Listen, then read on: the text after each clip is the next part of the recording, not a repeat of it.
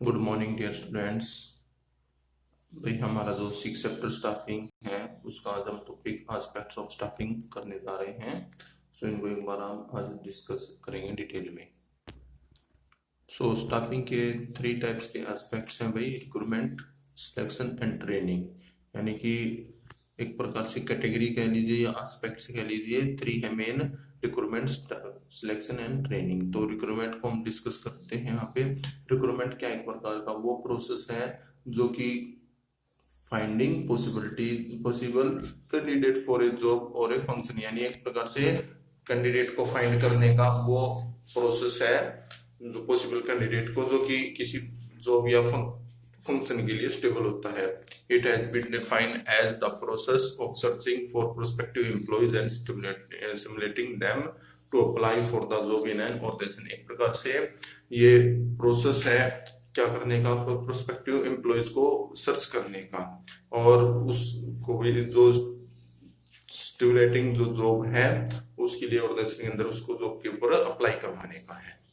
So advertising is a commonly part of the recruitment process and can occur through several means: through newspaper, using newspaper dedicated to the job advertisement; through professional publication, using advertisement placed in the windows; through a job center; through a campus interview। तो भाई जो भी इस recruitment के जरिए जो भी search किया जाता है भाई एम्प्लॉयज को, वो भाई एडवर्टीजमेंट के माध्यम से किया जाता है जो कि एक कॉमनली पार्ट है रिक्रूटमेंट का।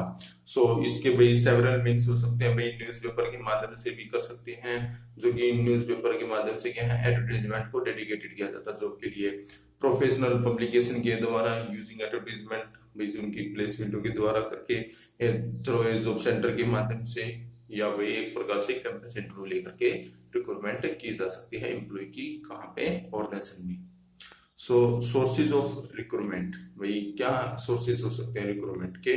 The object of the recruitment is to attract the potential employees with the necessary characteristic of qualification in the adequate number for the job available. यानी एक प्रकार से क्या है, जो रिक्रूटमेंट है वो एम्प्लॉय को अट्रैक्ट करेगा भाई। इसका जो रिक्रूटमेंट का मेन ऑब्जेक्ट क्या है, एम्प्लॉयज को अट्रैक्ट करेगा और क्या करने के लिए, उनके अंदर जो नेसेसरी क्वालिफिकेशन है उसके रिगार्डिंग वही जो adequate number for the post of job available, यानी जो भी जिस भी ऑर्गेनाइजेशन के अंदर जितनी मात्रा में जॉब अवेलेबल है उसकी मेन कैरेक्टरिस्टिक क्या रहेगी, एम्प्लॉयज की क्वालिफिकेशन रहेगी जिसके बेस पे वे एप्लीकेबल हो सकते हैं। सो जो अवेलेबल पीपल हैं वो जॉब और invites them to apply for the job in the organisation, यानी जो भी ऑर्गेनाइजेशन के अंदर जो अवेलेबल है उनको भाई अप्लाई करवाते हैं ऑर्गेनाइजेशन के अंदर। और एक प्रकार से जो प्रोसेस ऑफ रिक्रूटमेंट है वो आगे बढ़ता है भाई। Precede the process of a selection of a right candidate for the given a position in the organisation, यानी भाई जैसे रिक्रूटमेंट के आगे का हिस्सा क्या जाता है, सिलेक्शन आ जाता है जो कि ऑर्गेनाइजेशन के अंदर जो भी पोजीशन है उसके ऊपर राइट कैंडिडेट का सिलेक्शन करना।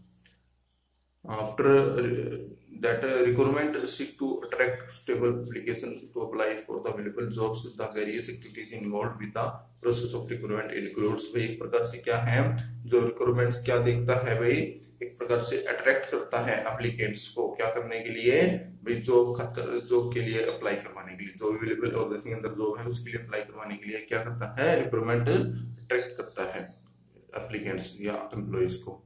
Various activities involve in the process of the recruitment includes, different kind की क्या क्या वेरियस एक्टिविटीज इंक्लूड हो सकती हैं उसको हम देखते हैं। सबसे पहले हमारा भाई डिफरेंट जो सोर्सेज है लेबर सप्लाई का उसको आइडेंटिफिकेशन करना, उसकी पहचान करना। दूसरा हमारा असेसमेंट ऑफ देयर वैलिडिटी, भाई उसकी वैलिडिटी को जानना, भाई वैधता यानी कब तक आउटडेट बताना, भाई एक महीने का एप्लीकेशन फॉर्म है या 2 महीने की, उसको जानना। फिर है choosing the most stable sources और सोर्सेज,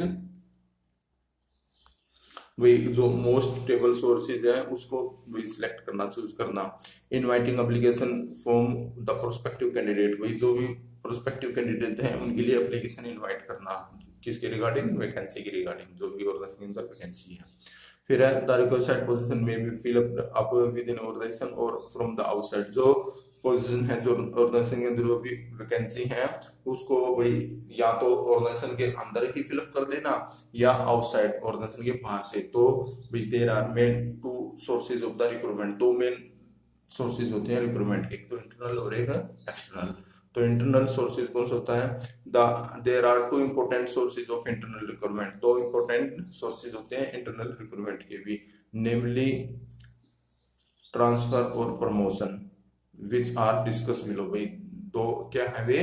ट्रांसफर है या प्रमोशन है, जो इंटरनल सोर्सेज में जहाँ पे भाई दो इंपॉर्टेंट सोर्सेज आते हैं इंटरनल रिक्रूटमेंट के, ट्रांसफर और प्रमोशन। तो ट्रांसफर क्या होता है? It involve shifting of an employee from one job to another, one department to another or from one shift to another without a substantive change in the responsibility and status of the employees। एक प्रकार से क्या है?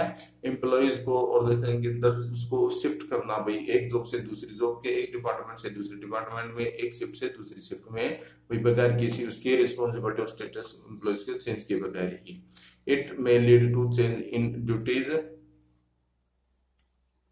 And responsibility, working condition et cetera. भाई उसके किसी प्रकार से ड्यूटीज और जो भी रिस्पॉन्सिबिलिटी है, वर्किंग कंडीशन है, वो हल्की सी चेंज भी हो सकती है बट नॉट नेसेसरी सैलरी, लेकिन सैलरी में किसी प्रकार का कोई भी चेंजमेंट नहीं होगा। Transfer is a good sources of filling the vacancy with the employees from overstaffed departments. एक प्रकार से क्या है, जो किसी भी ऑर्गेनाइजेशन के अंदर ट्रांसफर करना एक मेन गुड सोर्सेज है जो वैकेंसी वैकेंट है उनको फिलअप करने का, जहाँ पे ओवर स्टाफ्ड एम्प्लॉयज हैं या डिपार्टमेंट में एम्प्लॉयज हैं उनको एक जगह से दूसरे जगह ट्रांसफर करने का। सो एक प्रकार से ये प्रैक्टिकली हॉरिजॉन्टल मूवमेंट है एम्प्लॉयज का भी। Shortage of stable personal in the one branch में be filled through transfer from the other branch और डिपार्टमेंट्स। भाई यहाँ पे क्या है, एम्प्लॉयज को एक डिपार्टमेंट से दूसरे डिपार्टमेंट में जहाँ पे शॉर्टेज है स्टेबल पर्सनल की, वो एक ब्रांच से दूसरे ब्रांच में है या एक डिपार्टमेंट से दूसरे डिपार्टमेंट में ट्रांसफर किया जा सकता है। सो एक प्रकार से हेल्पफुल रहता है जो ट्रांसफर करना, भाई क्या करने के रिगार्डिंग टर्मिनेशन को हटाने के लिए। एक प्रकार से एम्प्लॉय को बिल्कुल ही ऑर्गेनाइजेशन से टर्मिनेट करने की बजाय उनको ट्रांसफर कर दिया जाता है। So at the time of the transfer it should be ensured that the employees to be transferred to another job is capable of the performing it। यानी जब भी इसको ट्रांसफर किया जाता है तो क्या देखा जाता है क्या वो इस ट्रांसफर के रिगार्डिंग जो जिस भी पोस्ट जिस भी डिपार्टमेंट में ब्रांच में इसको ट्रांसफर किया जा रहा है क्या वो भाई कैपेबल है परफॉर्म करने के लिए या नहीं, इसको भी जरूर आंसर किया जाता है। अब दूसरा जो इसका पॉइंट है हमारा भाई क्या है? प्रमोशन है। Business enterprise generally follow the practice of the filling higher job by promoting employees from lower job. एक प्रकार से क्या है भाई प्रमोशन में जहाँ पे बिजनेस एंटरप्राइज जनरली फॉलो करती प्रैक्टिकल जो practice of the filling higher job by the promoting employees from the lower job. यानी एक प्रकार से क्या है, हायर जॉब के पोजीशन को क्या है फिलअप किया जाता है लोअर जॉब के वही एम्प्लॉइज के द्वारा। प्रमोशन लीड्स करता है shifting an employee to a higher position carrying higher responsibility facility status and pay. एक प्रकार से क्या है जो प्रमोशन है वो शिफ्ट करता है एम्प्लॉय को हायर पोजीशन पे, हायर रिस्पांसिबिलिटी होगी, higher facility status and salary भी ज्यादा पे की जाएगी। सो प्रमोशन एक वर्टिकल शिफ्टिंग है ऑफ द एम्प्लॉयज, वो जबकि हॉरिजॉन्टल था ये वर्टिकल है। सो ये हेल्प करता है improve and motivation loyalty and satisfaction level of the employees. यानी एक प्रकार से जो ये प्रमोशन है जो एक्टिविटीज है ये एम्प्लॉयज की सेटिस्फेक्शन लॉयल्टी और मोटिवेशन को इम्प्रूव करके चलता है। साइकोलॉजी इम्पैक्ट जो है एम्प्लॉयज का वो अच्छा रहता है, बहुत ज्यादा बढ़ के आता है। बिकॉज ये promotion at a higher level में leads to a chain of promotion at the lower level of the organisation. एक प्रकार से क्या है वही हायर लेवल को क्या बताता है प्रमोशन है लोअर लेवल से हायर लेवल के उसमें प्रमोट करके चलता है, जिससे कि ऑर्गेनाइजेशन के अंदर वही अच्छे टाइप के वही बेनिफिट निकल के आ सकते हैं।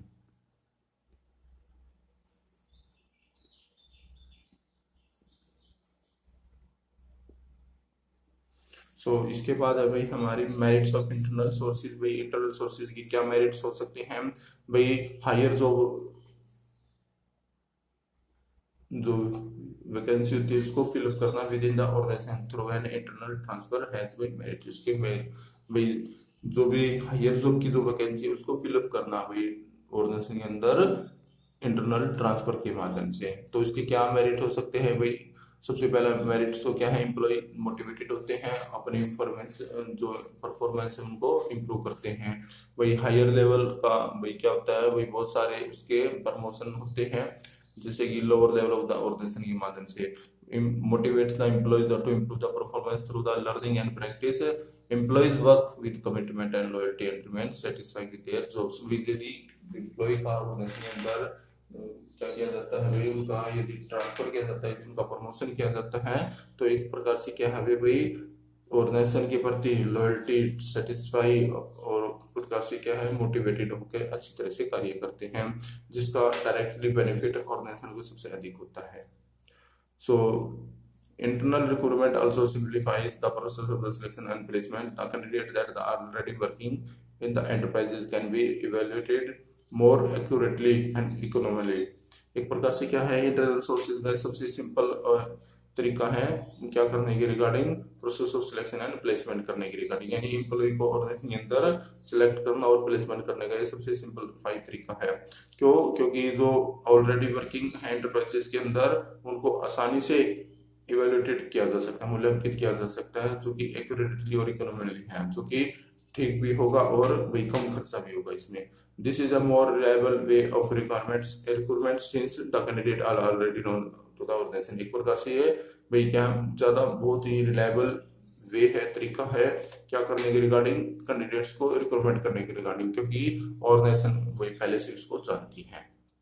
ट्रांसफर एक प्रकार से टूल है क्या करने का, training the employee to prepare them for the higher job. एक प्रकार से जो ट्रांसफर है का वो टूल है या वो वे है जिसके माध्यम से कैंडिडेट को क्या है, ट्रेनिंग के माध्यम से उसको हायर जॉब के लिए प्रिपेयर किया जाता है। और recruited from within the organisation to don't need indication training. वही जो ऑर्गेनाइजेशन के अंदर यदि उसको वही एक प्रकार से रिक्रूटेड किया जाता है ऑर्गेनाइजेशन के अंदर से, तो उसको ज्यादा ट्रेनिंग देने की जरूरत नहीं पड़ती है। Transfer has the benefit of the shifting workforce from one service department to the where there is a shortage of the staff. यानी एक प्रकार से ट्रांसफर वो बेनिफिट है शिफ्टेड वर्कफोर्स का, जहाँ पे और स्टाफ होता है, वही जो सरप्लस डिपार्टमेंट में जो भी स्टाफ होता है उसको वही एक प्रकार से शॉर्टेज ऑफ स्टाफ है, वहां पे उसको ट्रांसफर कर दिया जाए, तो ये भी इसका एक बेनिफिट मिलता है। So filling of the internally is cheaper as compare to getting candidate from the external sources. एक प्रकार से क्या है, चीपर सोर्सेज है आपका, क्योंकि इसमें कोई बहुत ही कम भाई एक प्रकार से एक्टिविटीज करनी पड़ती है, बहुत ही कम पैसे खर्च करने पड़ते हैं ऑर्गेनाइजेशन के अंदर। सो अब हमारा है लिमिटेशन ऑफ इंटरनल सोर्सेज, यानी इसके लिमिटेशन क्या क्या है भाई। The limitation of using internal sources of recruitment are as follow. When vacancies are filled through internal promotion, भाई जहाँ पे वैकेंसी को इंटरनल प्रमोशन के तहत वैकेंसी को फिलअप किया जाता है, एक प्रकार से टैलेंट रिड्यूस करता है ये एम्प्लॉयज का। क्यों? क्योंकि वही complete level on the internal recruitment involves danger of the inbreeding by the stopping infusion of new bloods into the organisation. एक प्रकार से क्या है, ये जो टैलेंट को क्या करता है, रिड्यूस करता है, क्योंकि जो फ्रेश कैंडिडेट यदि आएंगे नहीं तो उनको भी करिए करने का मौका ही नहीं मिलेगा, जो कि ऑर्गेनाइजेशन के अंदर ही जॉब वहीं से वहीं की फिलअप हो जाती है। तो ये सबसे बड़ा नुकसान है कि जो फ्रेश टैलेंटेड कैंडिडेट्स होते हैं उनको आगे बढ़ने का मौका ही नहीं मिलेगा। The employees becomes by lethargic if there are sure of time to time bound promotion। यदि टाइम टू बाउंड के अनुसार यदि उनको लगातार प्रमोशन दिया जाएगा तो एम्प्लॉयज क्या हो जाएंगे, भी बहुत सारे लेजी हो जाएंगे, लेथरिक हो जाएंगे। अब जो भी न्यू एंटरप्राइजेज है can not internal sources of recruitment. एक प्रकार से जो नई एंटरप्राइजेज है वो कभी भी इंटरनल सोर्सेज का यूज कर ही नहीं सकती हैं, क्योंकि no organisation can fill up all its vacancy from internal sources. क्योंकि जो नई ऑर्गेनाइजेशन है वो सभी वैकेंसी वे अपने इंटरनल सोर्सेज से फिलअप नहीं कर सकती हैं। Separate of competition among the employees में भी हैम्पर्ड भी जो कंपटीशन की जो भावना है वो एम्प्लॉयज के अंदर एक प्रकार से खत्म हो जाती है। फ्रीक्वेंट ट्रांसफर जो एम्प्लॉयज का है वो रिड्यूस कर देता है प्रोडक्टिविटी ऑफ द ऑर्गेनाइजेशन, क्योंकि भाई एक जगह से दूसरी जगह यदि ट्रांसफर ही कर दिया एम्प्लॉयज को तो उनकी प्रोडक्टिविटी ऑर्गेनाइजेशन के अंदर वो खत्म हो जाएगी, और यहाँ तक कि एम्प्लॉय का मोटिवेशन है वो भी खत्म ही हो जाता है एक प्रकार से। फिर है एक्सटर्नल सोर्सेज। एक प्रकार से जो external enterprises has to type external sources of various position because all the vacancy can not be filled from the internal recruitment. एक प्रकार से जो क्या है एक्सटर्नल सोर्सेज में भाई जो वैकेंसी है वो वेरियस जो पोस्ट है वो फिलअप करती है, क्योंकि इंटरनल सोर्सेज से सभी प्रकार की वैकेंसी क्या है फिलअप नहीं की जा सकती। सो यदि मैं बात करता हूँ भाई हमारा जो इनसफिशियंट स्टाफ है रहता है हमेशा ही, और एलिजिबल क्राइटेरिया भी फिल्ड अप नहीं होता है। सो इसके माध्यम से क्या हम भाई एक्सटर्नल सोर्सेज को लगातार यूटिलाइज करते हैं। जो एक्सटर्नल रिक्रूटमेंट है वो प्रोवाइड करवाता है choice and bring new birds in the organisation. एक प्रकार से जो एक्सटर्नल सोर्सेज है जो रिक्रूटमेंट का, वो क्या प्रोवाइड करवाता है ऑर्गेनाइजेशन के लिए भाई चॉइस, और जो ब्रिंग्स यानी एक प्रकार से नया जो फ्रेश टैलेंटेड कैंडिडेट है, न्यू ब्लड है, उसको ऑर्गेनाइजेशन के अंदर भी एक प्रकार से कार्य करने का मौका दिलाता है। जो इसके क्या क्या भी एक्सटर्नल रिक्रूटमेंट के सोर्सेस हो सकते हैं, तो उसमें सबसे पहले है हमारा डायरेक्ट रिक्रूटमेंट। भी डायरेक्ट रिक्रूटमेंट के अंडर में क्या है, जो भी नोटिस है, नोटिस बोर्ड के ऊपर एंटरप्राइजेस में क्या कर दिया जाता है भाई, विद स्पेसिफाइंग जॉब डिटेल्स के साथ वही पेस्ट कर दिया जाता है। और जिसमें क्या भाई, job seeker assembles outside the premises of the organization on the specified date and selection is done on the spots। भाई एक प्रकार से जो भी जॉब को चाहने वाले देखने वाले हैं, वो जो भी ऑर्गेनाइजेशन के प्रेमिसेस के बाहर होते हैं, वो एक स्पेसिफाइड डेट और सिलेक्शन करके उनको ऑन द स्पॉट ही उनका क्या सिलेक्शन कर लिया जाता है। The practice of direct recruitment is followed usually for casual vacancy, unskilled and semi skilled jobs. इस प्रकार की जो ये ज्यादातर जो डायरेक्ट रिक्रूटमेंट है वो अनस्किल्ड और सेमी स्किल्ड जो कैजुअल वैकेंसी होती है, इस टाइप के में ये इसको यूज किया जाता है डायरेक्ट रिक्रूटमेंट को। So such workers are known as a casual और badli workers and they paid remuneration on daily wages basis. भाई इस टाइप के जो वर्कर्स होते हैं वो डेली वर्कर्स कहलाते हैं, और ये इनको ज्यादातर कैजुअल वर्कर्स होते हैं, और ये डेली बेसिस पे सिलेक्ट किए जाते हैं भाई, यानी डेली का करियर, डेली का अमाउंट को पे कर दिया जाता है। सो एक प्रकार से मेथड जो है भाई रिक्रूटमेंट का, ये सबसे इनएक्सपेंसिव मेथड है, क्योंकि इसमें किसी प्रकार का भाई एक्सपेंस करने की जरूरत नहीं पड़ती है ऑर्गेनाइजेशन को, ना ही इसमें किसी प्रकार का एडवर्टाइजमेंट करने की जरूरत पड़ती है। सो भाई कैजुअल जो वैकेंसी होती है, इसको एक स्टेबल फॉर्म है ये वैकेंसी को फिलअप करने का। फिर है कैजुअल कलर्स। जो मैनी रेपुटेड बिजनेस ऑर्गेनाइजेशन है, वो एक database of unsolicited applicants in their office. वो अपने ऑफिस में क्या है, बहुत सारे ऐसे स्टेबल कैंडिडेट्स उनका डाटा अपने पास रखते हैं, और जो देखने वाले जो कैंडिडेट होते हैं उनके पास भी valuable sources of man power होते हैं। A list of job seeker can be prepared and can be screened to fill the vacancy as they arise। वही वे कभी भी एक कैंडिडेट से जो जॉब सीकर हैं उनके उसका डाटा प्रिपेयर करती है और आसानी से अपने वही फिलअप कर देती है वैकेंसी को। The major merit of the sources की क्या मेरिट्स हैं, वही एक प्रकार से कॉस्ट को रिड्यूस करता है वर्कफोर्स के, जिसके किसके कंपनीज में दूसरे सोर्सेज हैं। इसमें एक प्रकार से टाइम और आपकी जो कॉस्ट है वो बहुत ही कम लगता है, इसमें आसानी से वही एम्प्लॉइज को सिलेक्ट किया जा सकता है। फिर है थर्ड वे हमारा जो एडवर्टीजमेंट वही न्यूज़पेपर या ट्रेड प्रोफेशनल जर्नल के माध्यम से वही एक वाइडर चॉइस है, जहाँ पे एम्प्लॉय को क्या किया जाता है, रिक्रूटमेंट किया जा सकता है। Most of the senior position of industry as well as commerce are filled by this method. भाई ज्यादातर जो इंडस्ट्री में सबसे टॉप पोजीशन होती है या कॉमर्स की जो वैकेंसी होती है उसको इस मेथड के द्वारा फिलअप किया जा सकता है। एडवर्टाइज क्या है, advertisement vacancy is more information about the organisation और जो can be given in the advertisement. वही ज्यादातर जो इंफॉर्मेशन है ऑर्गेनाइजेशन रिगार्डिंग वो इस एडवर्टाइजमेंट के माध्यम से ज्यादा से ज्यादा दी जा सकती है।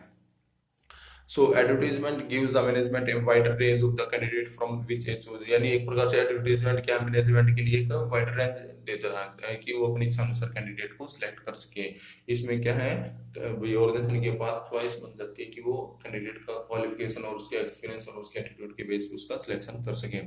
एडवर्टाइजमेंट में replace leading newspaper, it disadvantage is that it brings in a flood of response and many times from quite unstable candidates. यानी इसमें क्या है, न्यूज़पेपर के माध्यम से क्या एक डिसएडवांटेज क्या है कि यहाँ पे जो वैकेंसी जो भी एडवर्टाइजमेंट दी जाती है उससे बहुत सारे क्या है वही रिस्पॉन्स आते हैं, यानी बहुत सारे क्या कैंडिडेट्स के रिगार्डिंग फिलअप आते हैं, यानी एप्लीकेशन फॉर्म आते हैं, जो कि अनस्टेबल कैंडिडेट्स भी कई बार इनमें शामिल हो सकते हैं। फिर है एम्प्लॉयमेंट एक्सचेंज।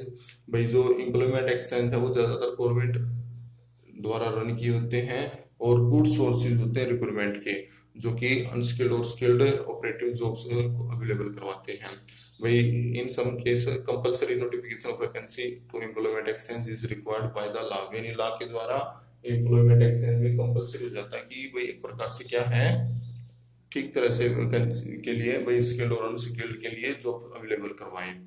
सो एम्प्लॉयमेंट एक्सचेंज हेल्प करता है match personal demand and supply by the serving as link between job seeker and employers.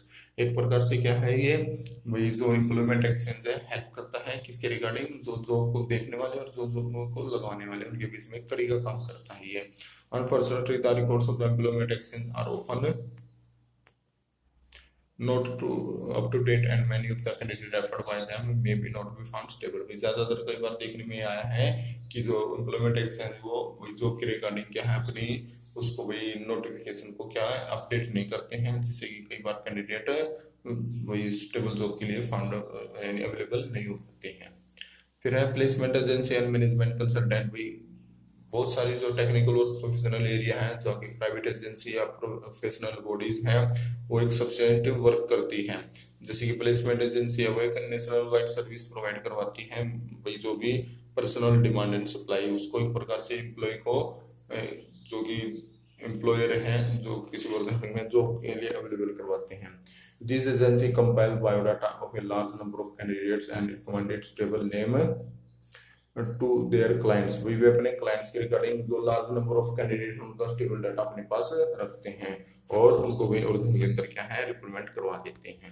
So management consultancy वो भी हेल्प करती है ऑर्गेनाइजेशन की क्या करने के regarding recruit technical professional manager professional के माध्यम से।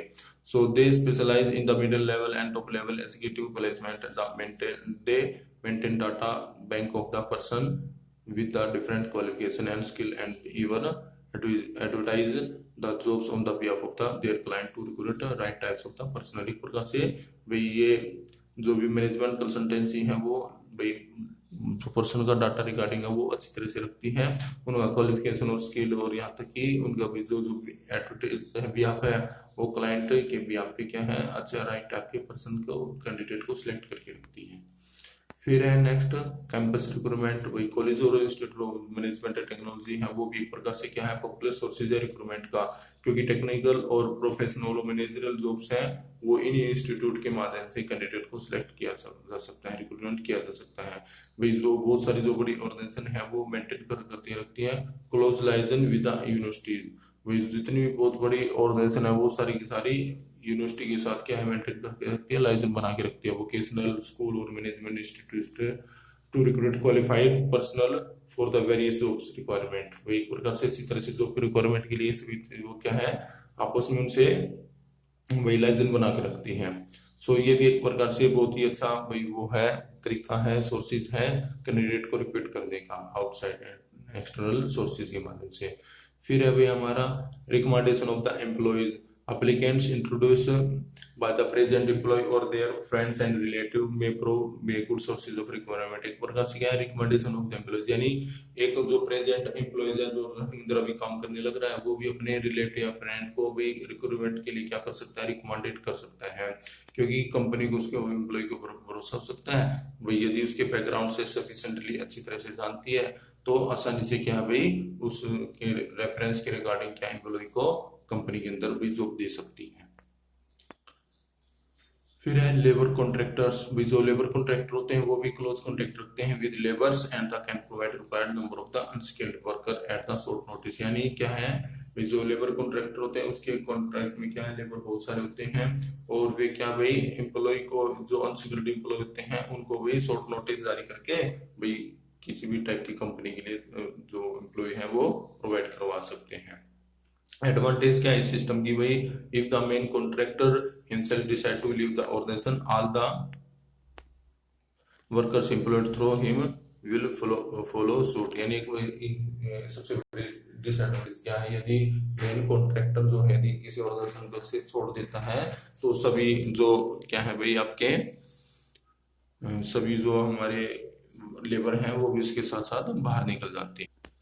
इसके बाद हमारा एडवर्टाइजिंग ऑन टेलीविजन। भाई telecast of vacant post for over television is gaining importance this days. इन दिनों में जो हमारा टेलीविजन के ऊपर भी जो वैकेंसी है उनकी काफी सारी क्या है पोस्ट या टेलीकास्ट किया जाता है। The detailed requirement of the job and qualities required to do and it are published along with the profile of the organization where vacancy exists। भी जहाँ पे वैकेंसी निकलती है या जिस भी ऑर्गेनाइजेशन में वैकेंसी होती है वो एक प्रकार से पब्लिश कर सकती है प्रोफाइल कैंडिडेट की रिगार्डिंग। फिर है दूसरा web publishing. Internet is becoming common sources recruitment. इन दिनों में जो इंटरनेट है वो कॉमन सोर्सेज बन गया है रिक्रूटमेंट का। There are certain website specified design and dedicated for the purpose of the providing information about the both job seeker and job opening. एक प्रकार से क्या है बहुत सारी ऐसी वेबसाइट है जो पॉपुलर है जो कि कैंडिडेट के रिगार्डिंग या एम्प्लॉयमेंट के रिगार्डिंग भाई क्या है डिजाइन की गई है। सो यदि हम बात करते हैं भाई जो भी ये क्या एक प्रकार से कैंडिडेट की रिगार्डिंग क्या है इंफॉर्मेशन प्रोवाइड करवाती है बहुत job seeker and job opening. In fact website are very commonly visited both by prospective employees and organisation searching for stable people. भाई दोनों के लिए क्या स्टेबल सोर्सेज होता है जो भाई जॉब खोजने वाले और जॉब को भाई देने वाले उन सब के लिए। फिर यदि मैं ये हमारे सोर्सेज थे हमारे भाई merit of the external sources क्या हो सकते हैं भाई सबसे पहले इसमें qualified person by using external sources of recruitment management क्या है आसानी से क्वालिफाइड और ट्रेन पीपल को क्या है भाई जॉब के लिए अप्लाई करने के लिए सोर्सेज को खोज सकती हैं। वाइडर चॉइस हो सकते हैं भाई एजेंसी के पास क्या है भाई ऑर्गेनाइजेशन के पास भाई बहुत सारे वाइडर चॉइस हो सकते हैं क्योंकि नंबर ऑफ एप्लीकेंट्स बाहर से ऑर्गेनाइजेशन में अप्लाई करने के लिए आ जाते हैं। तो मैनेजमेंट के पास कंपनी ऑर्गेनाइजेशन की मैनेजमेंट के पास बहुत ज्यादा क्या रह जाता है वाइडर चॉइस रह जाती है कि वो अपने एम्प्लॉय को पीपल को सिलेक्ट कर सके।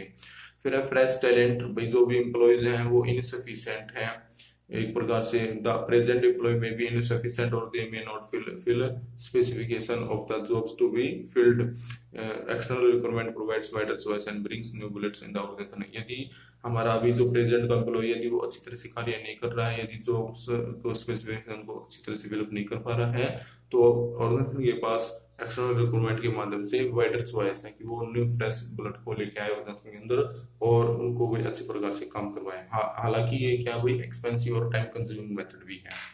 फिर कॉम्पिटिटिव स्पिरिट। एक प्रकार से जो कंपनी है टैप्स एक्सटर्नल सोर्सेज और the existing staff will be have to compete with the outsider. तो एक प्रकार से क्या है भाई जो कंपनी के अंदर यदि ये पता चल जाता है कि एक्सटर्नल सोर्सेज के माध्यम से कैंडिडेट की रिक्रूटमेंट करनी है तो क्या होता है भाई जो कंपनी के अंदर अवेलेबल जो स्टाफ है वो अपने क्या करेगा हार्ड वर्क करके दिखाने की कोशिश करेगा क्योंकि न्यू स्टाफ आने से क्या भाई उनके पोजीशन के ऊपर खतरा बन सकता है। और फिर हमारा भाई लिमिटेशन ऑफ एक्सटर्नल सोर्सेज। भाई डिससैटिस्फैक्शन अमंग एग्जिस्टिंग स्टाफ। यदि एक्सटर्नल सोर्सेज को लगातार यूज करते हैं तो जो अभी मौजूदा एम्प्लॉयज और के अंदर है वो लगातार क्या डिससैटिस्फैक्शन एंड फ्रस्ट्रेशन भाई उनको फील होगी और उनकी भी जो भी क्योंकि उनको क्या महसूस होगा प्रमोशन उनका भाई रिड्यूस हो जाएगा। सो उनका जो कार्य करने का जो वही तरीका है वो बदल जाएगा इसके माध्यम से। Lengthy process. एक प्रकार से जो रिक्रूटमेंट एक्सटर्नल सोर्सेज के माध्यम से बहुत अधिक टाइम लेता है भाई बिजनेस को नोटिफाई करना पड़ता है भाई और वैकेंसियों को और एप्लीकेंट्स को भाई क्या एप्लीकेशन इनिशिएटिव के माध्यम से सिलेक्शन प्रोसेस के माध्यम से ज्यादा टाइम कंज्यूमिंग और भाई वेट भी करना पड़ता है। कॉस्टली प्रोसेस है क्योंकि भाई एक्सटर्नल सोर्सेज जो लगातार स्टाफ को रिक्रूटमेंट करता है बहुत सारा क्या है एडवर्टाइजमेंट और प्रोसेसिंग ऑफ द एप्लीकेशन के ऊपर बहुत ज्यादा मनी स्पेंड करना पड़ता है। सो सिलेक्शन हमारा जो सेकंड पॉइंट है इसको वही कल देखेंगे नेक्स्ट लेक्चर में। इसको जो आपका ये पॉइंट थे इनको एक बार जरूर रिवाइज कीजिएगा। Thank you.